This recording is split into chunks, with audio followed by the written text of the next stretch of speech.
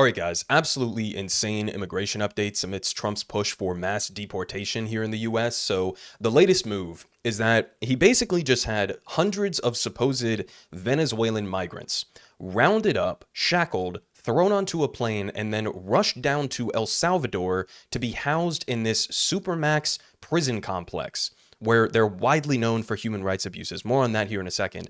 And he did this not only in violation or in defiance of a court order, but he also did it without any due process whatsoever. So we don't even know who these people are. The allegation from the Trump administration is that they're all part of this Tren de Aragua gang, Venezuelan gang, and they're all violent criminals and whatever. But again, there was no due process, so we don't know who any of these people are, and we might not even be able to figure out who they are, because now that they're in this supermax prison down in El Salvador, they don't have access to US lawyers, they don't have access to the media. We don't know what's going on. I mean, this is just absolutely insane. Starting off here from the BBC with the latest details, and then we're also later in the video going to get to further updates on other deportations that have taken place and further crackdowns on critics of Israel. So let's go ahead and start it off here. They say that more than 200 Venezuelans alleged by the White House to be gang members have been deported from the U.S. to a supermax prison in El Salvador, even as a U.S. judge blocked the removals. They say neither the U.S. government nor El Salvador has identified the detainees nor provided details of their alleged criminality or gang membership. Now, if you were confident that all of the people you were rounding up were members of this Tren de Aragua gang and that they were all violent criminals or whatever, you would think you would be able to provide some proof, right? Or at least give us their names, give us details on who they are so that people can then check for themselves. But we don't get any of that. There's no transparency. And just as a comparison point here, we had a very similar situation that took place when Trump was sending migrants down to Guantanamo Bay. And he ended up having to return them. And there's been this completely pointless back and forth using like military aircraft to ship them down to Guantanamo Bay and then shipping them back a couple weeks later. But some of the people he sent down there were also Venezuelan migrants who were accused of being gang members, right? And once some of them came back to the U.S., as reported here by the New York Times, we did get further details on who they were, and a huge bulk of them had no criminal record whatsoever. So again, are we going to trust that the Trump administration is entirely accurate and being truthful, that they just rounded up hundreds of violent gang members and they're deporting them? Like, you shouldn't buy that at face value. Not to mention that even if they were, affiliates of a gang, or even if they did have a criminal record, we're still supposed to have due process in this country. And yes, that does apply for non-citizens as well. There was no due process in this. Now, they continue. They say a federal judge's order prevented the Trump administration from invoking a centuries-old wartime law to justify some of the deportations, but the flights had already departed. And then you also had Bukele, leader in El Salvador, posting "oopsie, too late" as sort of like a joke, I guess, about defying this court order on Twitter. But to follow up on this, he's using, I think it's a 1798 law that's supposed to only be used during wartime. The previous times it was used was like the War of 1812, World War I, World War II. And when it was used in World War II, by the way, it was in relation to Japanese internment camps, kind of a dark stain in American history. And he's using that law to now say that we're being invaded by a Venezuelan gang, and that gives me the authority to not afford these people any due process and just throw them out of the country. I mean, it makes absolutely no goddamn sense, right? We are not at war with Venezuela, even though we are relentlessly trying to overthrow their government. Now, they continue furthering on those details there. Down below here, saying that U.S. President Donald Trump announced on Saturday that he had signed a proclamation invoking the Alien Enemies Act of, again, 1798, as he accused Tren de Aragua of perpetrating, attempting, and threatening an invasion or predatory incursion against the territory of the United States. They're calling this an invasion, guys. There are groups that study this in terms of tracking these gangs, and some of the estimations are that there are like maybe a few hundred of these Tren de Aragua Venezuelan migrants here in the U.S. So we're supposed to believe that that is a willful invasion of this country backed by the Venezuelan government, and that therefore that gives Trump to use this 200-something-year-old law to dodge due process and throw them into a foreign fucking prison. what are we talking about here? They say members of the gang, according to Trump, would be deported for engaging in irregular warfare against the U.S. Again, what does that actually mean in practice? Because you're not providing any details on any criminal background of any of these people. So what exactly do you mean by they're engaging in irregular warfare against the U.S.? They say that the act, which was last used during World War II to, again, intern Japanese American civilians, is a broad law that allows the detention and deportation of natives or citizens of an enemy nation without the usual process. On Saturday evening, U.S. District Judge James Boasberg in Washington, D.C. ordered a 14-day halt to deportations covered by Trump's proclamation, pending further legal arguments.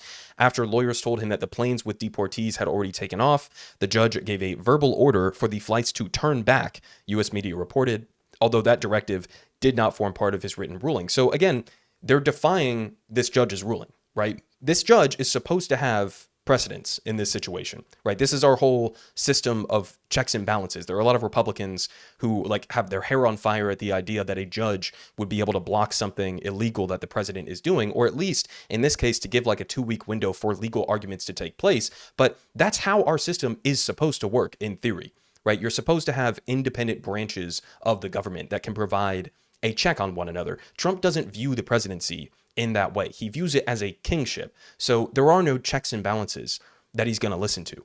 And in this case, you have him defying this judge's order to turn the flights back, right?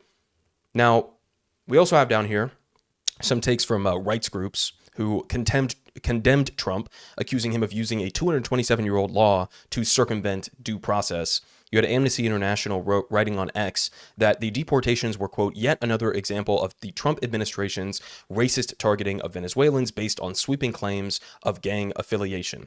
They say that President Bukele, a Trump ally, wrote that the detainees were immediately transferred to El Salvador's notorious mega jail, the Terrorism Confinement Center, or CCOT. And the El Salvadoran president said that they would be held for a period of 1 year and that could be renewable. And we're also paying them, I believe, $6 million to house these people down there. Now, in terms of following up on this CCOT prison here, from NBC News, they had this article, I believe, from last year saying that at least 261 people have died in El Salvador's prisons under anti-gang crackdown, according to rights groups. They say that a human rights organization said 261 people have died in prison during his crackdown due to torture and unhealthy conditions. Now, this is also, and this is something that Bukele tweeted about when he was making this announcement that these people had been brought to this CCOT prison complex, is he was openly boasting about subjecting them to prison labor, slave labor, right? He was saying, we're going to save a bunch of money because we're forcing the prisoners to work at the prison. So slave labor is what we're talking about. So we have slave labor, unhealthy conditions, and torture going on in this country's prison system. And this is where we just rounded up and threw a bunch of migrants with absolutely no due process whatsoever. This is where we're at, guys. Now, again, following up on this, because I think it's important to highlight once again, to emphasize, these people have received no due process. No judge has ever ruled that they are a member of a gang, and the Trump administration denied them any opportunity to challenge that determination. It's highly likely that multiple people sent there are totally innocent. So again, I mean, even if you believe that, okay, well, maybe some of these guys are, members of Tren de Aragua and they're up to no good. Maybe they're violent people and have terrible pasts or whatever. Even if you believe that that's the case, number one, again, they're still afforded due process unless you are believing in Trump's random 227-year-old wartime justification for getting rid of due process. They should still have that. And number two, based on his track record, it's highly likely that at least some of these people are not criminals, that they are not violent gang-affiliated terrorists or whatever Trump is claiming that they are. So we don't know. I mean, we literally do not know who these people actually are.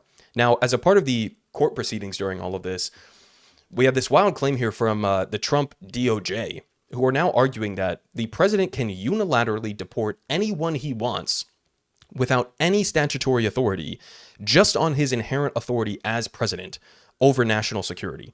This is a terrifying claim to make and has never been recognized before in U.S. history. Now, this also applies to the crackdown on Israel protesters like Mahmoud Khalil that we've been talking about on this channel over the last number of days. Is basically their legal argument is that Fighting anti-Semitism is a national security and a foreign policy goal of the United States, and by protesting Israel, Mahmoud Khalil is a threat to the foreign policy of the Trump administration. These are the kinds of arguments that they're making, that the president or the secretary of state can just unilaterally determine that you are a threat to our foreign policy agenda and you're out of the country. In Mahmoud Khalil's case, he wasn't even an undocumented immigrant. He was fully documented, right? He had a green card. And they're saying, no, even in that circumstance, we'll just revoke the green card. I mean, notice how quickly we went from a lot of these conservatives saying, well, we're really just going to focus on the hardened criminals, right? We're going to go after them and get them out of the country. The ones who are, committing sexual assault and murder and, robbery and all of these things. Then they quickly moved on to, no, we're actually just going to go after, sweeping. We're just going to go after all undocumented immigrants. To now they're saying even documented ones, we're going to go after and just revoke your documentation. Now, we also had a couple other stories that have been floating around highlighting how insane this situation is. Here we have ICE allegedly torturing a random green card holder for no real justification. So here's a reporting from NHPR.org. They say, Senior described Schmidt being, quote, violently interrogated at Logan Airport for hours and being stripped naked, put in a cold shower by two officials, and being put back onto a chair. She said that Schmidt told her immigration agents pressured him to give up his green card. She said that he was placed on a mat in a bright room with other people at the airport with little food or water, suffered sleep deprivation, and was denied access to his medication for anxiety and depression. They say, quote, he hardly got anything to drink, and then he wasn't feeling well, and he collapsed. He was transported by ambulance to Mass General Hospital. He didn't know it at the time, but he also had influenza. Jesus Christ. And on Tuesday, Schmidt was transported to the regional headquarters for ICE in Burlington, Massachusetts, and then transferred to the Wyatt facility. The family, including his partner, who is a cardiologist in Nashua, have acquired attorneys and has been working with the German consulate in the hopes of having him released on bail. So now we have essentially torture, right, of green card holders who are being pressured to give up their green cards by ICE. Okay, we have another one. Here is posted by Eric Feigl. Sickening, Trump's DHS just deported a surgeon from Brown University Medical School who was here legally on an H-1B visa that doesn't expire until 2027 and has committed no crimes. Trained in the U.S. at Ohio State, University of Washington, and Yale as a transplant surgeon, as he points out here, one of the most difficult surgical fields in all of medicine. She is a highly trained doctor on kidney transplants, which cannot be easily replaced. Her phone was seized at the border. A federal judge handed down an injunction against her deportation, but she was already deported on a plane en route to Paris. Brown's kidney transplant clinic is now strained by her deportation. So now we're deporting like surgeons, highly skilled surgeons. For what exactly? Like, is this person a threat to the American people? I mean, how many lives has this person saved potentially throughout the time that she's been here in her field of expertise? What could possibly be the justification for deporting somebody like this? We have more. Here from Crystal. ICE relentlessly pursued a Fulbright scholar and forced her to flee the country because she had liked some pro-Palestine posts. Okay, not a joke here, guys. Some more details from the New York Times. They say, unlike Mr. Khalil, Miss Srinivasan, sorry if I'm butchering that pronunciation, said that she was not an activist or a member of any group that organized demonstrations on campus. So she said she was an architect who came to the United States from India as part of the Fulbright program in 2016 that she enrolled at Columbia in 2020.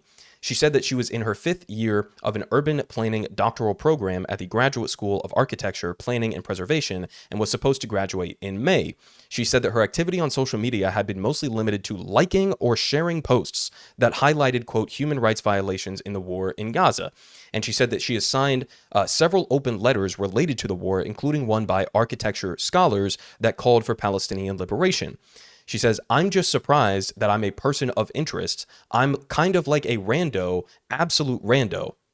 Okay, so now we're not even just going after people like Mahmoud Khalil. who was obviously an open advocate for Palestinian liberation. He was advocating against the genocide in Gaza. He wanted his school to divest from Israel amidst all of this. But we're not just going after protest leaders, or in this case, even somebody who, as far as I'm aware, went to a protest. We're now going after people for liking Instagram posts, for liking social media posts, and for signing on to letters. So, I mean, if you were ever mistaken that this was about like criminality, or that this was about people who are, spreading anti-Semitic hate or whatever, it's clearly not. This is a full-blown crackdown on any dissent in this country. That is the argument that the Trump administration is making. Not only can you not protest, can you not lead protests, but you can't even like social media posts without potentially getting deported. And again, the last couple of situations we're talking about here, these are documented people. These are people who went through all of the proper legal channels to be able to come here. In some cases, they've been here for years on an H-1B visa or a student visa or a green card. And the Trump administration is saying, even in those circumstances, you're going to get deported if you dare to cross us on Israel.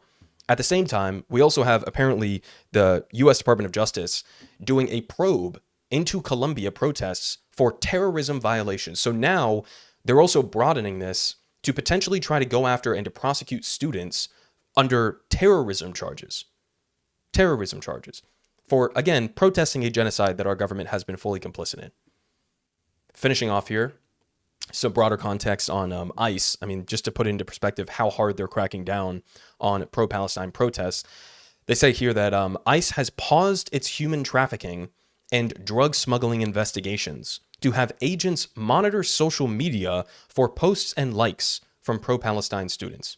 So instead of actually focusing on criminals, right, human traffickers or drug smuggling even, they're going after and putting all this time and effort to focus on people who like pro-Palestine posts on social media. In a similar vein, we also have here from DropSite that the Associated Press is reporting that parents of children with disabilities are struggling to get the Department of Education's Office for Civil Rights to investigate discrimination cases due to staffing cuts and because, quote, the staff has been directed to prioritize anti-Semitism cases.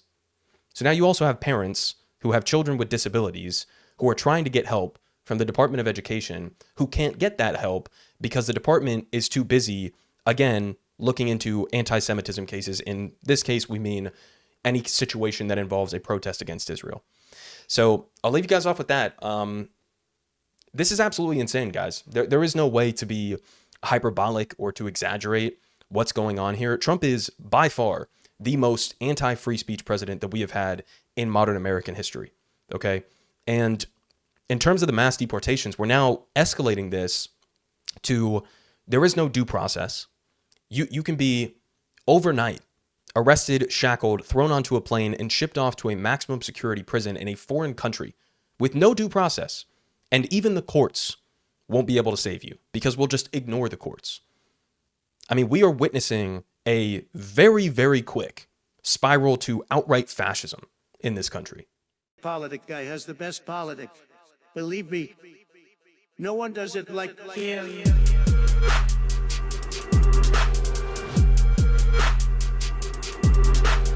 Believe me, everyone is saying